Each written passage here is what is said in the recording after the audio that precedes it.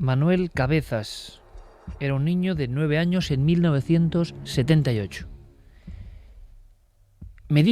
Nos dice en su envío, éramos una familia sin muchos recursos económicos y vivíamos en una portería de muy pocos metros cuadrados. Allí estaban sus padres, 2 hermanas, 2 años mayores que él, y, por supuesto, Manuel. Dormía en una habitación con una cama de 3 literas. Y una noche normal, que recuerda como si fuese ayer mismo, y no estando dormido, esto es muy importante, ocurrió algo que no ha podido olvidar. Y repito, pasó en 1978. Un informe reciente, publicado por varios científicos, los doctores Tamar Schweizwein, Michael Kaplan y Jonathan Kushner, de diferentes países, han hecho en la revista de psiquiatría infantil una especie de compendio intentando explicar las visiones de la infancia, esas que tantas veces han surgido aquí en Milenio 3, esas que nos dan tanto miedo y que nos llevan a un lugar donde la realidad precisamente y lo que no es realidad se entremezclan. Yo he podido hablar con algunos científicos y amigos de este país, muy abiertos, como Manuel Martín Loeches o el profesor Gaona, y sobre todo Manuel Martín Loeches me hablaba de, un niño imaginativo, un niño que ha tenido estímulos y visiones, llega a confundirlos. Realidad, ficción. Yo creo que todavía ni yo sé lo que es realidad y ficción, y creo que todo está mucho más interconectado, y que en muchas ocasiones los niños, claro que pueden ver cosas tan reales que queremos convertir en ficción porque es mejor y así las olvidamos. Este muchacho, entonces de 9 años, vio algo impresionante. Pero es que hemos recibido decenas de testimonios de este tipo. Con visiones, lo decíamos al principio del programa, tan profundas que no se han marchado de la mente. Hay veces que la vida va por unos derroteros, trabajo, pareja, hijos, los problemas y las felicidades de lo cotidiano. Y entonces eso parece que ha quedado enterrado. Pero una noche cualquiera, quizá la escucha, por desgracia hay que decirlo, de un programa como este, hace que el cerebro conecte de nuevo con aquella visión. Y aquella visión, aquella experiencia, por ejemplo en la vieja portería, en Barcelona en 1978 con 9 años, es tan pura que vuelve a proyectarse de una forma exacta.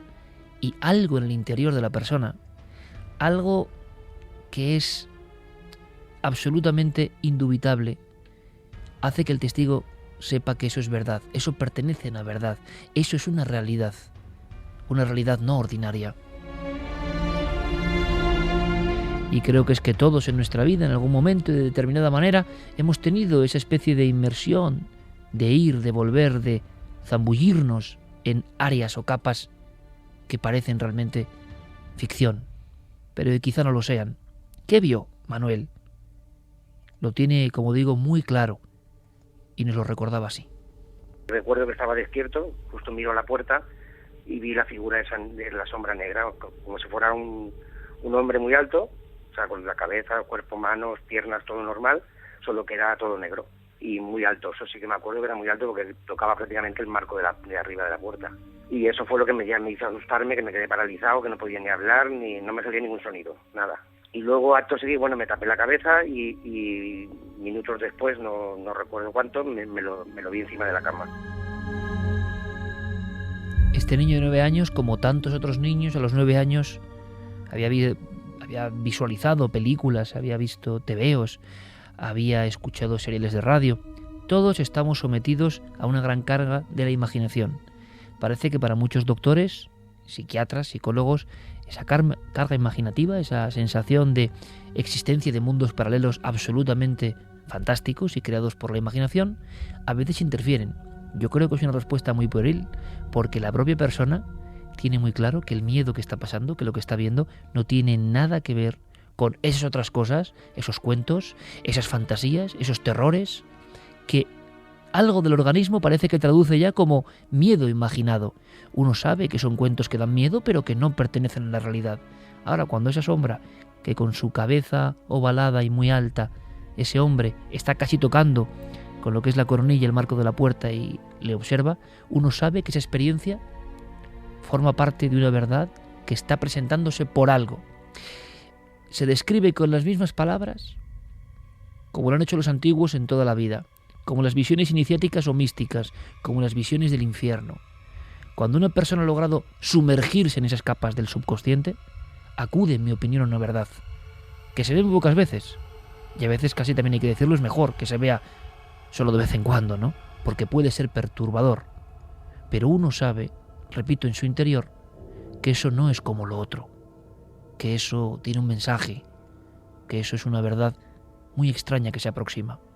Se aproximó porque estaba casi encima de la cama. No era una visión plana, no era una especie de duermevela, no era la eterna explicación de últimos fragmentos de un sueño en un espacio cúbico, en una habitación, no. Aquella sombra, lentamente, hay que imaginarla, va caminando. Y va caminando con ese andar pesado. Y sobre todo, no sé por qué, no sé qué material hay aquí, como muchas otras figuras, sin doblar las rodillas. Es un caminar como de algo casi automático, algo que está cansado de su eterno y largo viaje, quién sabe de dónde, para presentarse allí. Y esa figura va, poco a poco asomándose, a un pobre muchacho que lo que ha hecho, como haríamos todos, es ponerse las sábanas por encima, como si fuese una frontera, como si con la delgada capa de tela uno estuviese al resguardo de esa otra realidad que se ha presentado esa noche y no otra. ¿Qué le ocurrió, Manuel? Entonces, aquello que me volví a tapar la cabeza otra vez, me la volví a destapar y...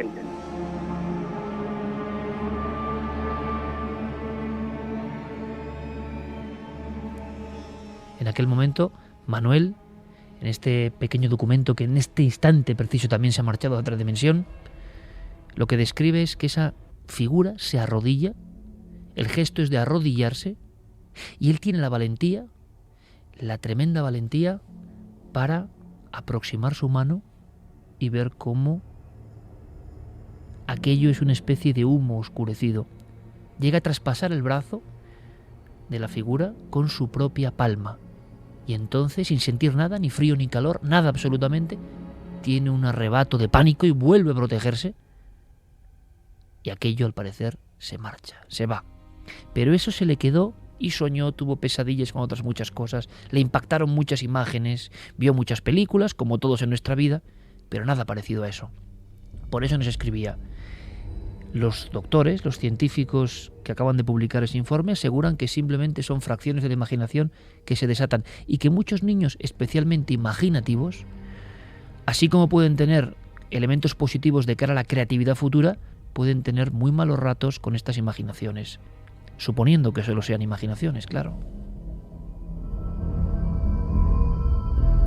Nosotros simplemente hemos ido catalogando casos, hay muchísimos, y nos hemos dado cuenta también que muchos amigos y amigas del programa que tenían este tipo de experiencias en la niñez o en un momento concreto, visitantes de dormitorio, y analizando constantes, vemos que hay unas franjas del tiempo donde efectivamente se producen estas visiones, pero no son visiones que se adecúen al típico análisis de la observación hipnopómbica o hipnagógica. Una figura quieta, una figura a los pies de la cama, una figura que a veces dice nuestro propio nombre. Parece que eso, digo, porque yo creo que nadie tiene nada claro, es un arquetipo, un último fotograma de un sueño, una condensación de nuestros miedos. Pero cuando esa figura se arrodilla, parecía intentar cogerle un pie, decía Manuel Cabezas, o besarle un pie. Él tuvo esa sensación y le dio mucho miedo.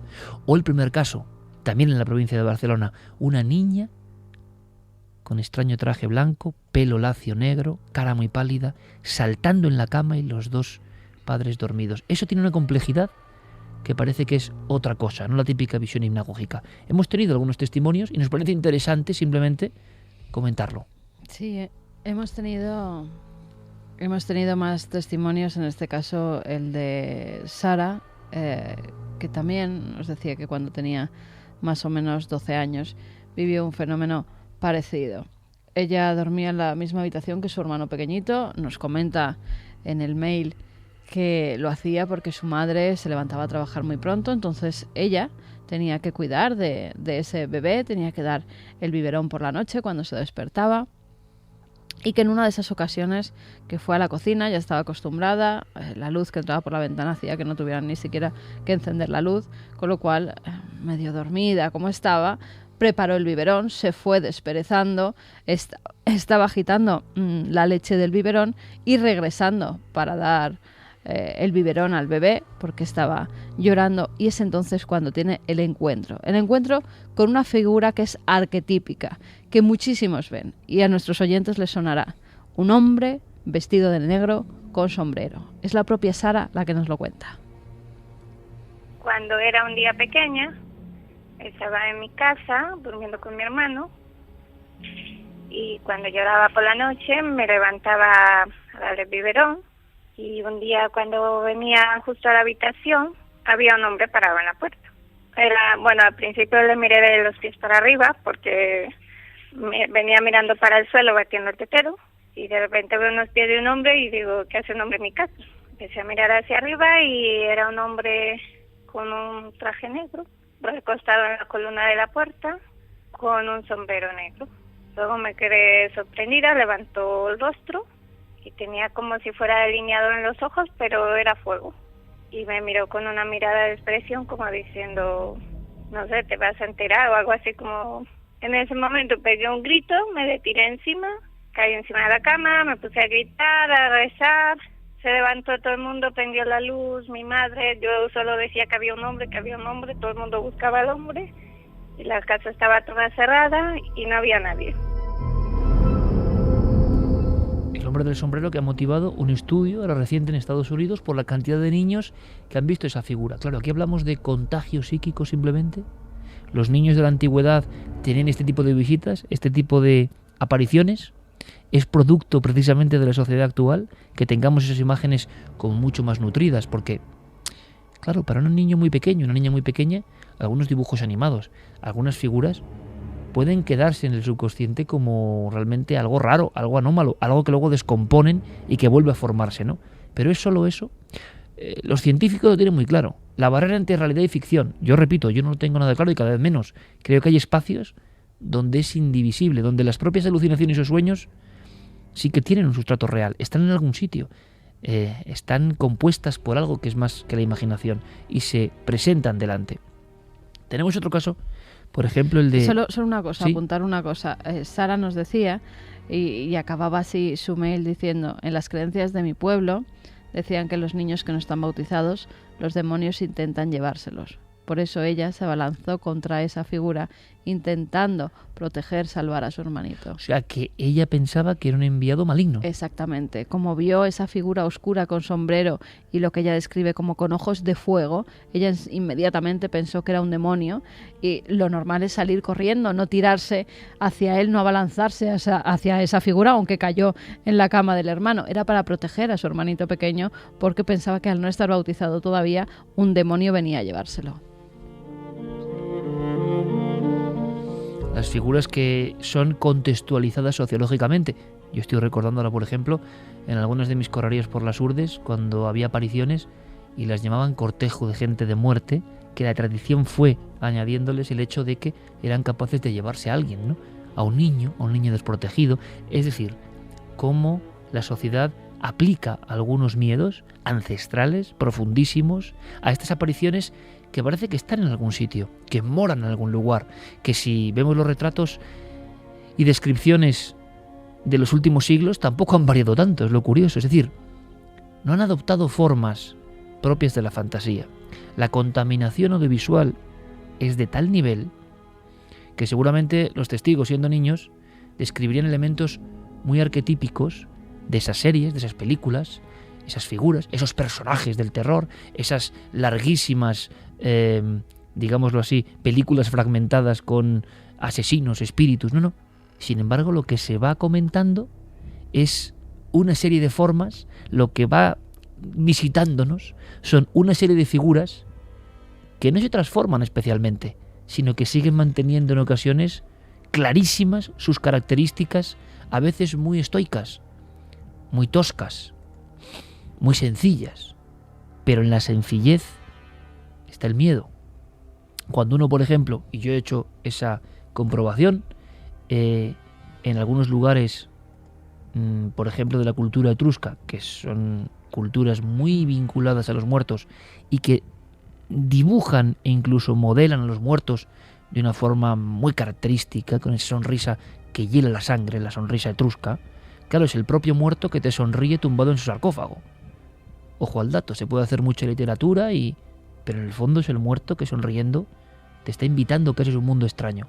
Yo he hecho la comprobación de con ciertas músicas como esta que pone Arno el Calero, de este tipo, estar en un museo o estar en un lugar de yacimientos etruscos y observar ese arquetipo de la cabeza muchas veces abombada, los ojos solo son 2 rayas, la nariz es muy pequeña, imperceptible, y son 2 pequeños circulitos en mitad del rostro, la boca a veces ni siquiera está dibujada, y solo con esa sencillez, la sencillez de la sombra, se genera un miedo terrible, que no tiene nada que ver con esos miedos absolutamente adornados, llenos de elementos de la propia fantasía. La gran pregunta es la desnudez del misterio, que sigue presentándose como ante etruscos, griegos o egipcios.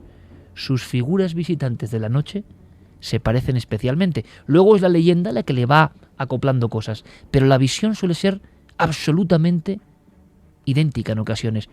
Y si había ojos de fuego en este caso, os va a llamar la atención el de Vicent en Valencia, también de niño, y también marcante, y también para muchos científicos solo fantasía.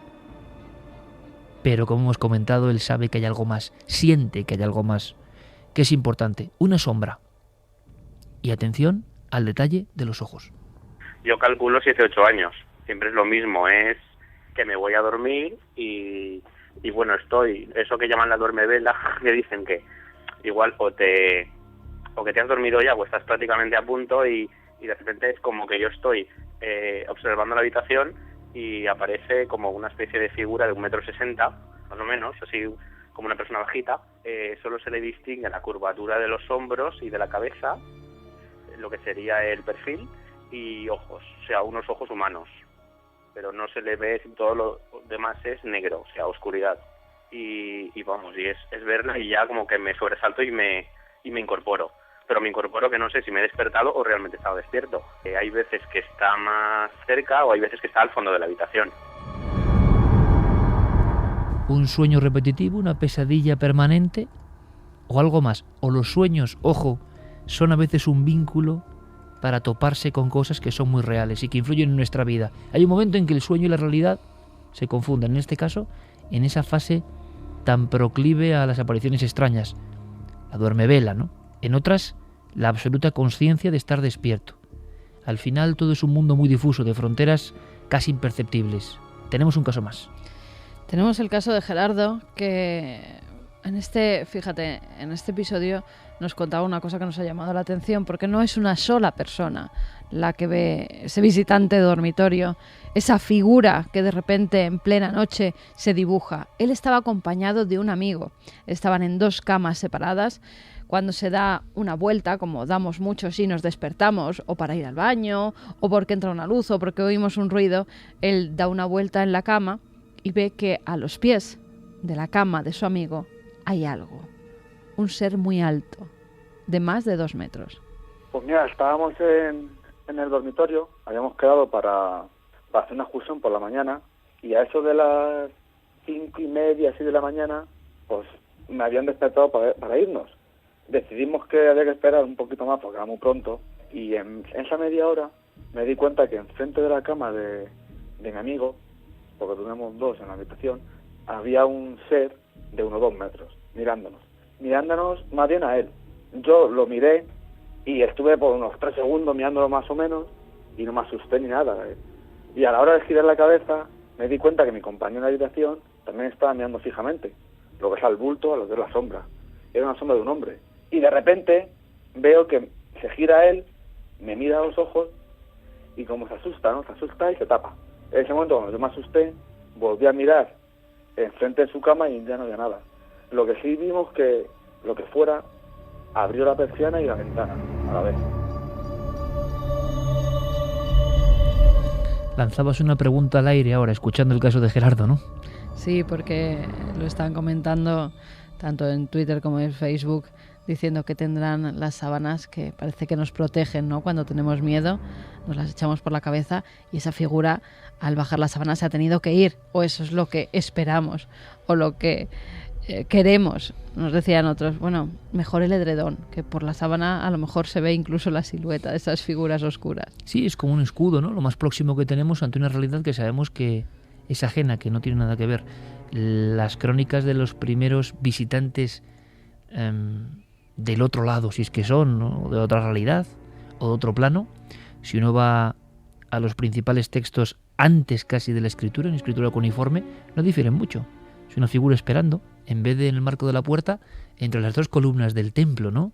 O aguardando en la estancia, y haciendo exactamente lo mismo, que también es una cosa muy extraña, pero que marca la vida y que puede hacer que la vida de uno sea distinta y no para mal, precisamente. Es decir, depende cómo se asimile todo esto.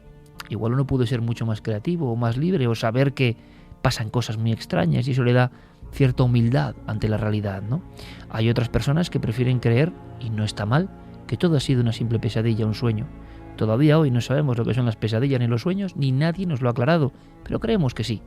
Creemos que son cosas que se controlan y preferimos pensar en el subconsciente activando determinados códigos, pero qué reales son esas cosas, sobre todo cuando salen de su entorno. ¿Qué dicen los científicos? Simplemente, por ejemplo el doctor Gaona, pero en el fondo, enarbolando la opinión de muchos científicos, no pueden entrar en estas dimensiones de lo irreal. Sería un paso demasiado peligroso. Todo esto no se puede medir, pero nosotros sí podemos medir los cientos de casos idénticos de personas absolutamente afectadas por esto que les pasó, por ejemplo, siendo niños. Por lo tanto, hay un fenómeno que nos parece muy sencillo, de verdad, resolver de un plumazo con Contagio de la fantasía. Oiga, ¿por qué la fantasía representa casi siempre las mismas sombras?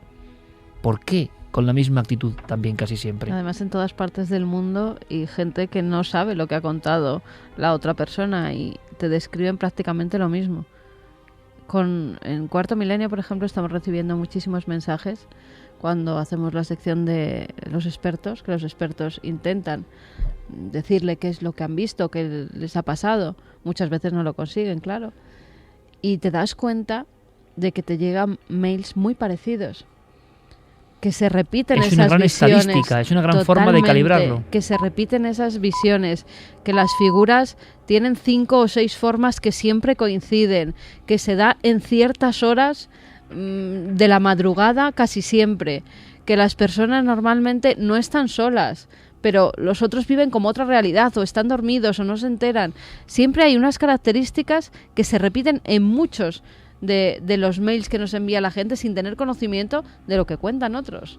Con lo cual es un estudio que da mucho para investigar. Porque ¿por qué pasa eso? ¿Es algo que llevamos en nuestro cerebro desde hace siglos? ¿O por el contrario es que verdaderamente se abre una puerta a determinadas personas en determinado momento? ¿Qué diría la ciencia? La opinión oficial respecto a este informe, que por eso hablamos de esto, es noticia esta semana, este informe que intenta hilar visitantes de dormitorio, amigos invisibles y fantasía excesiva en los niños, pues se resumiría más o menos de esta forma. Bueno, la verdad que en muchas ocasiones lo que son los estudios científicos no hacen otra cosa que reafirmar o que, saber realmente qué es lo que ocurre en la vida diaria, es decir, algo que más o menos se sabía, y es que aquellos niños que mantienen un peor contacto con la realidad son, es decir, que no diferencian adecuadamente la fantasía de la realidad, son a su vez también los que pueden ser más propensos a tener terrores nocturnos. Pero no podemos olvidar que aquellos niños que luego serán personas adultas y que también posean esta mayor fantasía, que la fantasía no deja de ser un poco escurrirse o resbalarse desde la realidad, también tendrán otra serie de características positivas respecto a su imaginación, respecto a su capacidad de soñar o de inventar, evidentemente, que no tendrán aquellos otros ya adultos que, sin embargo, se encuentren quizá demasiado apegados a la tierra, es decir, a ras del suelo. 3:31. ¿Cuántas cosas metemos en el cajón desastre de la imaginación como para quedarnos tranquilos? Da la impresión, ¿no? La imaginación, los sueños, la fantasía son como vamos a decirlo así, esferas, sacos por llenar, que nos vienen muy bien, ¿no? Porque todo lo que no entendemos, de alguna forma los vamos llenando, vamos desalojando nuestros terrores y poniendo todo eso en un lugar donde creemos que está a salvo y donde no interfiere en nuestra vida cotidiana. Porque si no, pensar, reflexionar y analizar que eso es verdad, que eso es una profunda verdad, por eso se produce muchas veces la soledad, el desasosiego, la desconexión en ocasiones del testigo que ha vivido algo real, porque él sabe que es real. Él sabe que la explicación muchas veces psicológica, psiquiátrica, de expertos, de quien sea, no le vale, porque él siente en su interior, y a veces sentir no es un asunto científico, ni mucho menos. Sentir es tener esa certeza interior, esa corazonada, esa inquietud permanente, esa desazón que te dice que eso es verdad. Entonces, si tú sabes que es verdad en tu foro interno y no puedes compartirlo, ¿cómo te encuentras? Si tú sabes que es verdad y que no te van a hacer caso, si tú sabes que es verdad y que esa historia te la van a recluir en el ámbito de esos cajones o sacos de desastre, ¿qué sentido tiene? Pues seguramente habrá que, no sé, reinterpretar de alguna forma y tampoco asustarse, porque no conocemos casos donde estas figuras hayan hecho ningún daño realmente, o muy poco daño. Sí que, claro, su presencia tiene que ser realmente imponente. Yo recuerdo un caso, por ejemplo, en Cantabria, de alguien junto a su esposa que se despierta en un hotel un poco solitario, pero un hotel relativamente moderno. A mí me impresiona este caso, porque lo que ven en mitad de la habitación primero es algo parecido a un cuadrado de una pantalla. Algo como si el televisor hubiese cambiado de sitio, ¿no? Y se despierta el hombre, que por cierto se despierta por algo sobre las 3 de la mañana y ve esa pantalla rectangular con cierto brillo. Extraño, ¿verdad? Lo siguiente que ve es que la pantalla se ha desplazado al lugar donde está su mujer durmiendo plácidamente. Es decir, está a su derecha. Pero en la izquierda, allí donde no había nada, ha aparecido una sombra, como una torre, una especie de túnica, y él tiene el convencimiento, la seguridad de que es la muerte. La muerte se ha presentado para hacerle una última visita. Después, tanto la figura como la pantalla desaparecen, se van, se esfuman. El hombre está perfectamente consciente. A lo largo de su vida habrá soñado, habrá sentido, habrá imaginado, habrá tenido pesadillas. Y a lo que vamos, a la sustancia de todo esto, no se parece a nada de aquella visión. Esa visión no volverá, por fortuna. Pero los escasos segundos que ha estado en ese mundo, en ese entorno, en esa campana de realidad, él sabe que son segundos importantes, segundos diferentes. Seguimos recibiendo un montón de casos, un montón de historias, y ojalá, como dice Carmen, podamos establecer, ahí hay un reto a los científicos, claro, al propio Gaona, ¿no? Es que si es imaginación, ¿por qué imaginamos todos lo mismo? ¿Por qué todas las personas ven, la mayoría de ellas, a un hombre alto con sombrero? Cuando sin sombrero. Sí, pero hay muchos casos del hombre con sombrero. Cuando de pequeños yo creo que no vemos muchos hombres con sombrero, ¿no? Y no hay dibujos de hombres con sombrero, por lo menos los de ahora y los de cuando yo era pequeña tampoco. No es un personaje que sea cotidiano y que te puedas imaginar, que puedas, ¿no? Y además porque en todos los países, en diferentes culturas, ese hombre con sombrero. Y sin sombrero, una sombra muy alta, te extraña. Estoy poniendo el ejemplo del sombrero por ponerte uno, pero ya te digo, hay 5 o 6 arquetipos que es lo que la mayoría de personas ve. Pero tú lo acabas de decir, arquetipo, como decía Jung, arquetipo, es decir, símbolo que se aparece por algo. Desde la más remota antigüedad, símbolo que nos quiere decir algo. ¿Y qué podemos añadir? Que mientras rechacemos toda esa serie de experiencias no ordinarias, mientras simplemente las descataloguemos enviándolos a la papelera de nuestro ordenador personal y biológico, mientras no examinemos lo que significa esos archivos, no tendremos ninguna solución. Seguiremos dentro de 100 años, los que hagan un programa como este, ojalá, hablando de casos de personas angustiadas que han visto eso. Y los científicos dentro de 100 años, seguramente, les dirán que si no sé qué parte del cerebro y que eso es fantasía.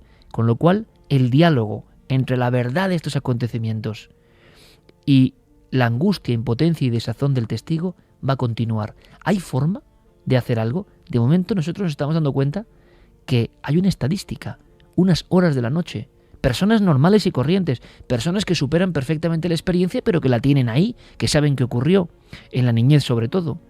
Pero la estadística tiene 4 o 5 patrones idénticos. Hay un material para investigar. Yo voy a lanzar el reto. Si ha habido personas que se han metido en el asunto, por ejemplo, de las experiencias cercanas a la muerte, ¿por qué no adentrarse en este tipo de testimonios?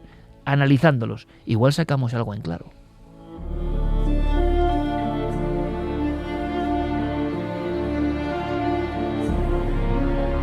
Teresa Peñarrubia nos decía: tengo 48 años y aún recuerdo una noche intentando dormir en la misma cama con mi prima, un fin de semana.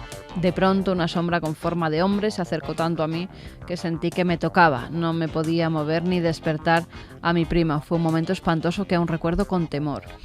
Javier Bravo nos dice que está trabajando en un garaje y que está acongojado, pues la otra palabra. Ahora sale a terminar la faena quien yo te diga. Dark Boss, ¿os dais cuenta que ahora mismo tenéis a media España metida bajo su búnker personal con el tema de los visitantes? Susana dice que de pequeña dormía con la puerta abierta hasta que una noche le pareció ver una sombra en el pasillo. Desde entonces siempre cierro la puerta. Esos pasillos, ¿verdad? Que de pequeños se nos hacen inmensos y que nos puede salir cualquier cosa. Noé de Noelia dice: tapada hasta las cejas, no puedo ni moverme, creo que hoy no duermo. Antonio Arana: ya lo habéis conseguido, estoy con la luz encendida porque solamente pensar que voy a mirar al umbral de la puerta del dormitorio y voy a ver esa sombra que acecha con sigilo mi cama. Cancela Freire dice: es increíble las veces que se ha visto esta figura alta y oscura, me tiene intrigada, son muchos testimonios sobre lo mismo. Andrés Moreno: una visión que tienen varias personas en distintos momentos del tiempo, no es visión de fantasía o imaginación. Coco Fernández dice: mi hermano a los 3 años tenía el famoso amigo imaginario, jugaba, hablaba, le llamaba Javi. En cuanto nací yo, se acabó. Curiosamente, mi marido se llama Javi y se llevan genial. Rubén Sacristán dice: y que hay que pedirle una peli a Del Toro con el tema del hombre del sombrero. No está mal, ¿eh? No está mal la idea. Anuki dice: mi hermano y yo también veíamos en nuestro cuarto a un hombre alto, oscuro, con un sombrero y sin observar sus facciones. Yo sigo acongojada pensando si esa cosa volverá. No me gusta creer en estas cosas, pero cuando te suceden... Gato dice: yo no era ya un niño, ya estaba crecidito y la vi, esa sombra parada junto a la puerta. Mi reacción, ninguna, me paralicé. También descripciones muy gráficas, ¿no? Y esa sensación de parálisis del cuerpo que no pasa. Ojo, otro detalle, porque es que la sensación es que sobre este tema no se ha indagado, no se han hecho ni de las más puras conjunciones de datos, ¿no? De alguna forma, o catalogación. Muchas personas sienten la parálisis y se describe como parálisis del sueño, pero es que están despiertos. Lo que ocurre es que con otras fantasías, imaginaciones, terrores, ¡ay, qué susto! He creído que, ¡uy, qué película más terrible! Y me estoy viendo otra vez a la niña del exorcista avanzando a rastras por el pasillo de mi casa. Claro, es fantasía. Y uno no se paraliza. Pero con estas viñetas sí. Por eso. Es que no ven a la niña del exorcista haciendo el pino puente para atrás y bajando las escaleras. Ni ven a Drácula, ni ven a la momia, ni ven a un monstruo terrible de 2 cabezas, ni ven nada de eso. Y esto es un elemento muy interesante que estamos diseccionando. Pero no se ven elementos de la fantasía. Al hombre de Poltergeist, al del sombrero y vestido de negro. Pero son sucesos muy anteriores, ¿no? Y que ocurren en aldeas, además, cuidado, sin ningún tipo de contaminación y, por supuesto, en la historia, sin ningún tipo de interacción con lo que es los miedos generados por parte de la industria del entretenimiento. Cuando de verdad son casos profundos y los niños están asustados o los mayores, describen cosas que no tienen ese atrezo, no les hace falta. No les hace falta. Mira, hay quien quiere experimentar. Óscar, que sabes que siempre nos comenta muchas cosas en Facebook. Óscar Utrilla dice que él está solas, que está con la luz apagada y que ha dicho: bueno, a ver si se me aparece a mí un bicho de estos. De repente ha tenido una bajada de temperatura que dice: no sé si será natural o no. No juegues con tonterías, hazme caso, ¿eh? No. Lo aprende de Santiago Vázquez. Sí, ya, pero... Santiago Vázquez dice que venga algo, a ver si un día le viene y sale también corriendo.